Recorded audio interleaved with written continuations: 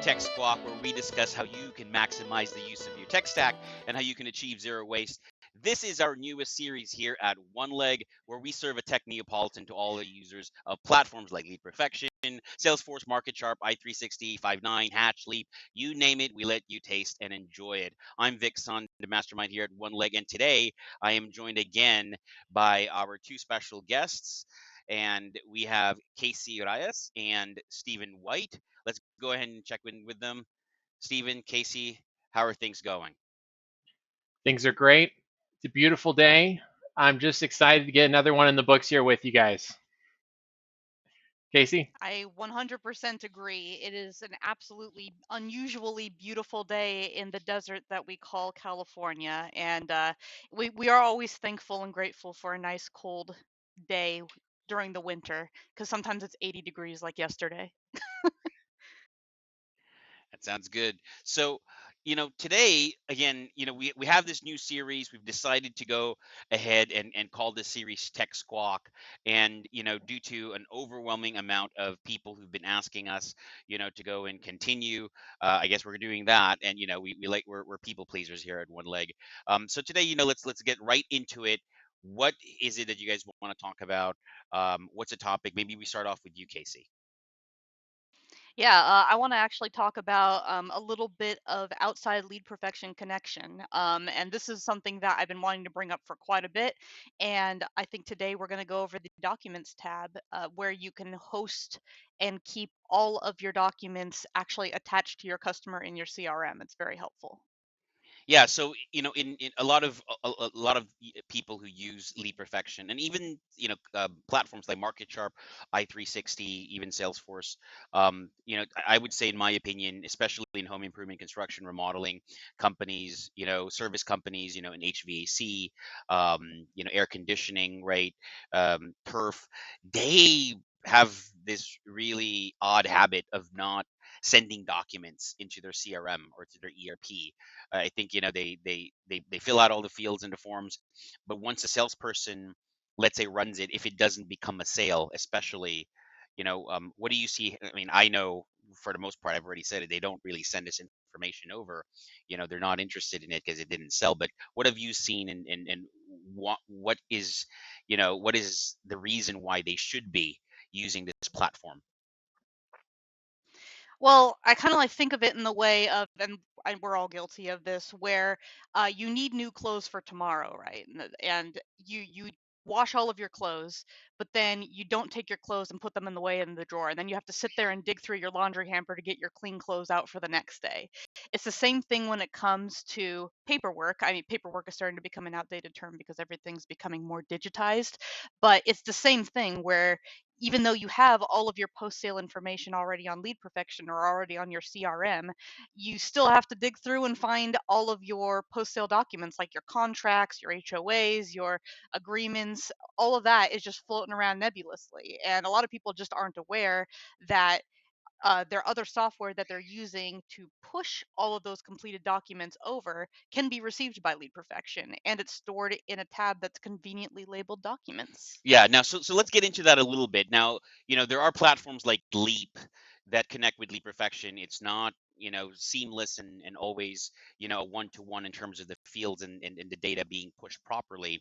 But a document should be, in any case, all you need is an S3 account, some sort of storage, I would say, license, right? And then you can go ahead and attach that to Leap Perfection, MarketSharp, i360, Salesforce, and then you can store your documents there or try to field map it. But what other platforms, have you seen our clients use, or in your experience when you were working, as an employee, using Lead Perfection and Salesforce? What are platforms that we've connected, to Lead Perfection in order to send these documents directly or to map those fields? Yeah, so we have done it most recently with Leap, but we've also done it with Fluix, and we also have done it directly from Adobe itself.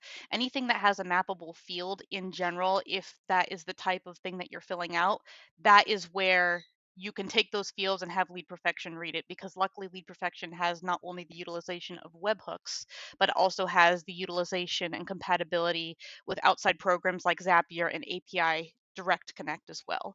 So when Vic was mentioning the Amazon S3 account, I just wanted to clarify on there, if you're not familiar, an S3 account on Amazon is like a cloud storage device, and it's dirt cheap. And I mean, I'm talking about like if you're used to using something like Dropbox or Google Drive, Amazon S3 is the cheapest that you could possibly get, and it's a really, really great direct push to lead perfection. In fact, they actually have a drop down on there that says S3 account because it's the best option for it.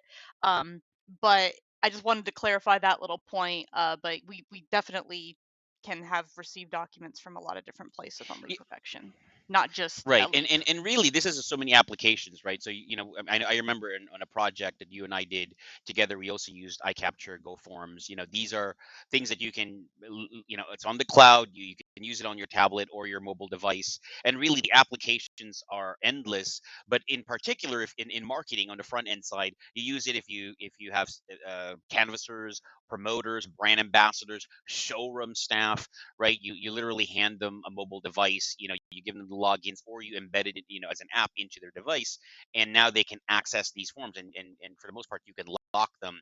And so now what you do is you customize these forms, and then you map them straight into your CRM, whether it's Leap Perfection, MarketSharp, i360, Salesforce, what have you. And so now you've gotten rid of paper, right? You've gotten rid of that. And I guess this is missed a lot. You are closer, you're not necessarily fully compliant, but you are closer to being compliant, with when you're taking in, private information. This is a big issue, and we'll talk about it in another podcast, I'm sure. But with PII, you can get closer to compliance, because you keep the information private. You don't have multiple people handle it. You don't have pieces of paper lying around, or you're not keeping the pieces of paper, having to have somebody bring it to your office. For salespeople, same thing. You've got measurements, forms, documents, and then when you finally sell the project, if you've got installers or crew chiefs, measure techs, if you have all of these digitized, and basically you can add them to the device, and on the cloud. And if there's no internet connection, many of these things that we've done, we can customize it so that you can actually fill out the form, and then when the internet connection or the Wi-Fi kicks in, then it pushes it into your CRM, no problem. So there's really all these use cases that eliminate paperwork, help you become more compliant um, with, again, data privacy. That's a big deal, right? Not only in Europe but also here now, in the United States. And I think the other thing there is that because these are, you now have data points and metadata that you're picking up.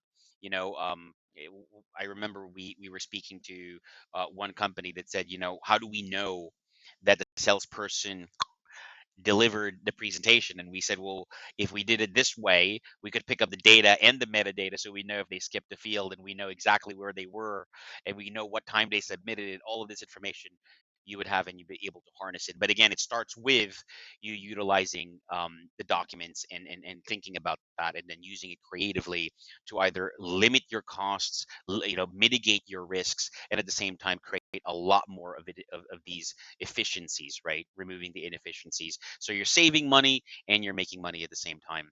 Um, you know, The other part of it I wanted to just add in as well is that I love the way that you said it. You're like, well, you can solve it with this, but then you didn't elaborate on it, and I know that's done very we don't have a purposefully, lot of time. but So, it's really yeah. no, I Mhm. get it. I get it. It's like a whole podcast in itself. But I just wanted to add in. I've heard so many different companies now say, I cannot see us going fully paperless. We'll still print out a couple of documents, and then Yeah. it happens, and they're always It's shocked. So really it's not because, I mean, impossible. part of our podcast is really to inform and entertain to some degree, our audience, in which, a lot of them are using their platforms. And this is probably something that we should put as a headline for this one, is that you're only using 25 to 50% of your platform, and you're paying 100% for it. And that is in fact a reality. And we exist because we bridge that gap, right? So if you're 25, you're only using 25, 30%, 50% of your platform. We come in because, let's face it, if your team has not known about this and you've been using it for a while, whatever platform you're using, Lead Perfection, again, Salesforce, it's probably unlikely that you'll just stumble upon it. You know what I mean? It's because of lack of experience, lack of bandwidth, and really you just don't know how to go about it. So we come in and we go ahead and know how to do these things, and we expedite that, right? Because that's the experience and that's the things that we do, right, for our clients. So let's move on to Stephen here, and then we'll come back here. Again, Stephen, what is it that you find for this episode? What is it that you want to bring up that some people are just not using, a lot of people aren't using, and they should be? Perfect. And this is going back to our other big platform we've used is Five9. And this is an example again of that. You are only using 25%, you're only using 50% of the platform. Something I've seen just underutilized to the nth degree is these reports within the Five9 system that are, and I actually just finished a blog article that's going to be up on our website, Zero Marketing Waste. And it's talking about how within the reports, key KPIs that are not fully organized and used by supervisors, by team leads, by people that, especially since we're all starting to be more um, more remotely taking care of our workers and our employees. How are we tracking who's doing what at what time, and how are we recording how efficient our team is? And one of the ways that they aren't doing this, at least in some situations, I've seen this underutilized. There's a way to record exactly how much time each user is on in each state, especially on Five9. So you can break this down to minutes and seconds, which if you start to get down to the seconds, if you're getting that granular with how long someone's taking to take a look at their lead and to make the phone call, they're sitting there trying. And I've seen it. People game the system. They learn the system and they say, you know what, I can actually sit for 5 minutes before the call is gonna go. I'm gonna sit for 5 minutes. I'm gonna waste that 5 minutes. You add that up over the course of an entire week, you're wasting 30 hours a week, 40 hours a week. It's crazy. And if you're not So paying attention really, to it, then it sounds somebody's like taking today advantage our of it. theme is really data management, data storage, and data usage, right? And analyzing that data. A lot of companies in Five9, many times we see Mm-hmm. call center managers, who don't really have a background in data reporting or analytics or data management, and their real main interest is really, what are the goals? Have they been met, right? How many appointments did you schedule? How many calls did you make? How many sales you made? How many, how and how many hangups did you do? How many people said no to you? And really, I think, though that is useful in on a surface level to be able to kind of get the pulse of what your team is doing. It begs the question, well, what are the elements that contribute to those things, right? Like, you're getting a lot of people saying, I'm not interested with your agents, or your agents are going through hundreds of calls a day, and they're only really booking one or two appointments a day, or coming up with the right goal. I mean, to me, that's a lot of waste, and the way you do that the way that happens is you are not looking at the elements, right? You're not looking at it from a moneyball perspective when you're saying, well, do I have my reports set up where I look at each element of time, like how much time do they spend in the intro, right? Do they actually go through this part of the conversation where they discuss the value and that back and forth? How fast is that intro versus them getting to the next stage? And I think that this is in this day and age where you have mentioned a lot of work from home agents, it's so much more important now, that you actually look at this data and then you look at it from a personal perspective, right? Because that really helps you. You can go into the mindset and into the person, their day to day. Like, you can find in, what, this agent right here, not very good in the morning, maybe because of X, Y, and Z. These are the elements, and so I help them out, and maybe I move them in the afternoon, right, or have a conversation with them. But I think the overwhelming issue for me is that a lot of call centers, they use Five9. You've pointed out how great the reporting is. I think the data is not being collected, and it's not being set up under reports, and so it's very hard for a lot of companies to create improvements other than what they know, right? Because there's this group think, which is, I think, an issue, especially with technology, right? If you've got a bunch of people in a company who don't know how to use the technology, who don't know, you know anything other than what they've been discussing for months or years, and they all know each other and they all kind of use the same platform, it's very tough to go in and innovate, right? Or at least come up with new ideas. Even when you say, well, we do discuss it and we do talk about it and we try to brainstorm, that brain dump sometimes will be just a mishmash of people's lack of knowledge, right? Or at least with the things that they know, not Mhm. what they don't know. And I think that this is a challenge to a lot of companies, today is, do you have the foresight to be able to bring in a new voice, different perspective, whether it's companies like us, who focus on customer experience, or other people who can consult with you, coach you through up to it, because they do bring in something that you have, like, this is the reason why you bring in people, that because you don't know what you don't know, and so you want to know those things, right? Those people can help you. So I think part of this is let's tie it down, right? So we talked about the data points, documents that are not being utilized, front end, back end, and at the same time, field mapping those, and then and for dialers not collecting the data. What are some of the tips that you guys can give our audience, and some of the people who are interested? Like, what would be, like, people like these pneumatic things, like, what would be 3 to 5 steps for them to get better, and what can they expect when they start doing that? I think a Do good you want me to place to start, no, Casey? You got it. yeah, no, I'll start off, but I'm not gonna cover everything. And you could jump in after. So I think number one, and this is always what companies that are super super busy fall into, is schedule time for yourself to look in and assess the back of your system. Try to always be improving your system. A lot of people get stuck into the it works for my day to day, so why improve it mindset. And if you schedule a time for yourself as like a higher level person, like a business owner, I guarantee you're going to find things that can be improved. And you can't leave it up to your team to only be finding those things, because they're super busy too. So every week, if you schedule a little bit of time to go through it, I think that is a really good place to start. The second thing is, don't be assigning these improvement tasks to people who are already filled up on the schedule, because they will never get done. Um, if you do want these people to be working on these extra tasks for you, you have to make sure to take something off their plate and delegate it to somebody else, so that way they have time to make their system better. And overall, I know that it's kind of a pain in the butt to move things around, but you'll be wasting less time moving forward, making the system more efficient. Yeah, I like that. And I think my takeaway from there is, do a sandbox model. If you're going to start, picking up these documents, and then you have, let's say 50 salespeople, why don't you try with 2 or 3 of these salespeople, right? And then see how those results are A/B tested against the general population. But start small. Start where something that you can test out with a bunch of people who will be compliant. I think that's my biggest takeaway there, from great tips, and some really effective ways of getting these changes, these improvements off the ground, is starting small.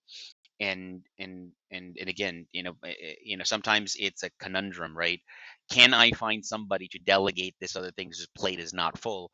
And I think you said in our last podcast, the last 2 clients that we talked to, they, people have been there for many many many years. They have their day to day, and it's like trying to delegate more work to those people, even if they're capable, is just not going to work, because it'll just take away from the things that are, the time that they have spent doing their daily tasks, or it'll just make them unhappy. How about you, Stephen?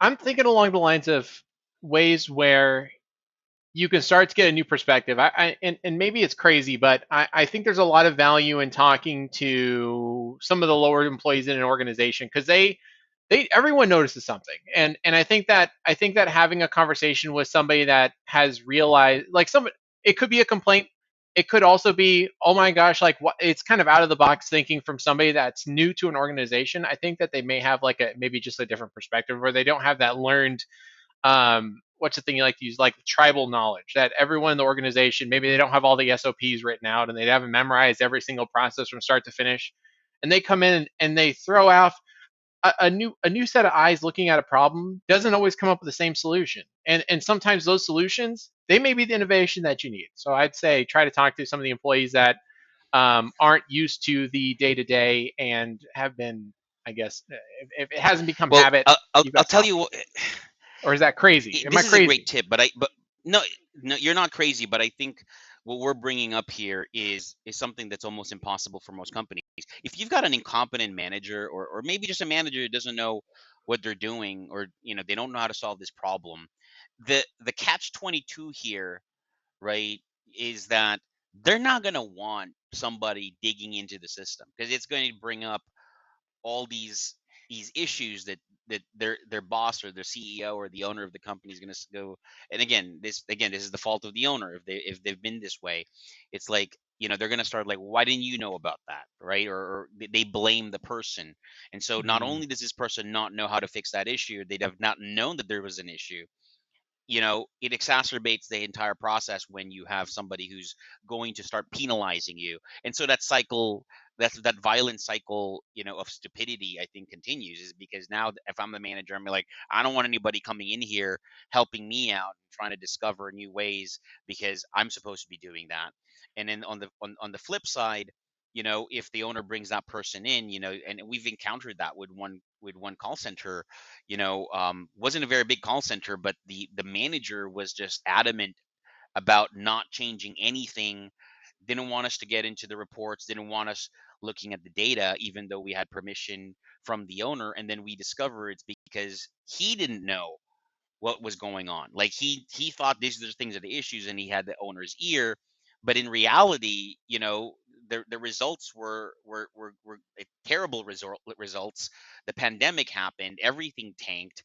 2021 happened, and it did not improve. And I think the question to a lot of owners and CEOs is, what are you going to do to your managers if you find out that they don't know? Are you going to penalize them? Because that's just not going to help, right? Two, um, if you think that, like, kind of rocking the boat is what's going to happen when you try to discover and uncover these particular things, then the question really remains is that more painful than the amount of money that you're losing every day, right? Because sometimes it boils down to that. People are just like, I'm losing that money, I'd rather have that and be embarrassed, right? Whether you're a manager or an owner. So I think what companies should do is really prepare their mind.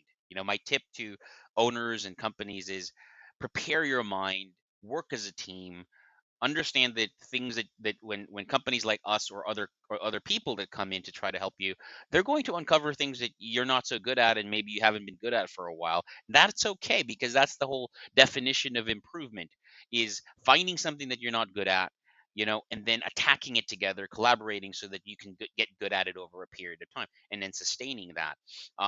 And I think that if you can get over the ego and get over the issues, I think that's so much easier to overcome than lack of revenue, than losing money, losing employees over time, and your business getting dominated by your competitor who doesn't really care about their ego. They care about improving, they care about results. So really, I think that's this is the big challenge. Any last parting words before we end this podcast? Man, you really aired some people's dirty laundry on that one, Vic. We didn't name anybody. We didn't I name never said you anybody. did. That's I never okay. said you did. No, but no, but I think that harsh truth is something to run yourself past it. Did you fall into any of those? Did you feel angry or have an emotion related to any of those? Because if you did, you might need to be thinking about it. Well, look, I'll be the first to say that I used to work in a company where, the owner thought that they knew everything about, let's say, their call center, but they were hiring me to go and fix all of that. But the person took that ego away and said, "Well, I'm hiring the person who knows about this, so you should be the one tell me how it's done, not what I think I can do." Because let's face it, right? Owners who have been around for many, many years, the more they succeed, the longer they have. Yes, you're going to have that confidence, you're going to have that pride in what you do and what you know, but it's not what you knew, it's what you now know, and the things are changing all the time. And let's face it, if you think that you know everything, it's very hard to fill your cup because it's already full. You're gonna, this is the reason why a lot of companies have not learned from last year. They still insist on keeping what, to the good old days, or the good old days are done. You know what I mean? It's harder to hire call center reps. It's harder to hire salespeople. It's harder to maintain them and keep them motivated, especially if you're also doing work from home. You've got to evolve, and evolution is painful. It means bringing in information. It means you accepting that you need help, which means that you're not perfect. You've made mistakes, and you don't know a lot of things. How about you, Stephen? Last few I think, there. yeah, I think you've maybe mentioned the next like four topics we can talk about just in the last few minutes. There's a lot of really, I think we can dive deep on a lot of the topics you've mentioned, because there's a lot that I think begs elaboration and additional components that I think, no, there's a lot of items that that's where I'm going. Anyways, sorry, I'm just it's been a bit of a long day. Okay. but yeah. All right. Well, that's it for us today. We thank our audience for continuing to subscribe and follow us. To subscribe to our new series here, Tech Squawk, go to zeromarketingwaste.com, where you can go ahead and subscribe to Tech Squawk and all our other podcasts, including One Leg Up. You can find us in our social accounts. Find our brand Mingo to Flamingo. Look for that, and you can go ahead and engage us, ask us questions, subscribe, follow. I mean, we hope that you guys enjoy this, and we'll see you on the next episode. Thanks, everybody.